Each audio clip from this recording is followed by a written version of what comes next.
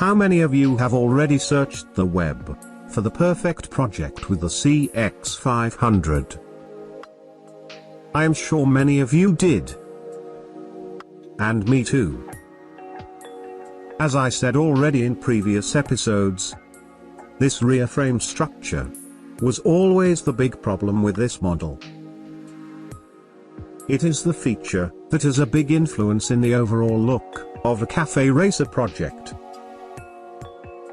But recently, I found out that there is another.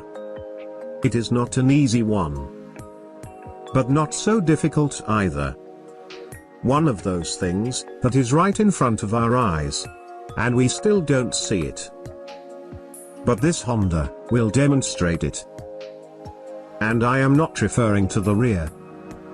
This time, it is about the front. Welcome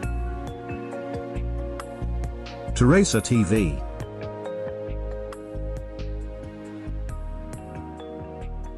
I have a confession to make.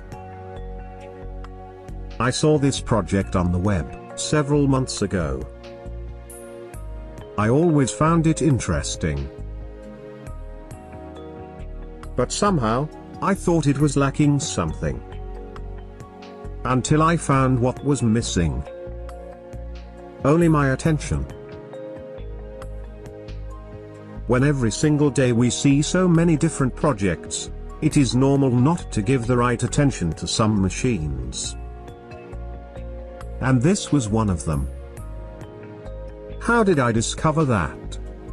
By seeing it alive and kicking on the Timers event. It is really a beautiful motorcycle. In fact, it has beauty enough to be photographed without the beautiful and sexy model. This machine came from Atelier in Portugal. They made a very nice job in every level. Looks clean, exclusive, and simple. I love the discreetness of the colors and materials, contrasting with the big letters on the gas tank. Because it is not an obvious choice. And it worked brilliantly. If you are looking for a very good approach with a Honda CX, but without major changes on the rear of the frame, this is definitely an example worth following. And why? Why this CX500 seems to look better than most. This project made me realize that there's a subtle thing that makes a huge difference in this model. And here's the answer. The upside-down forks. If you look carefully, the standard Honda CX500 looks wider and shorter than most motorcycles. This is why the factory front end looks too thin. But these front forks solve this problem. It makes everything look more proportional, not to mention modern.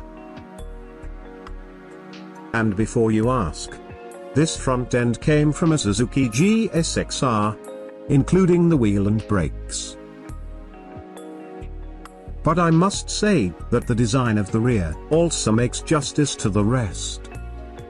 A simple tubular structure, with a perfect rounded seat cowl.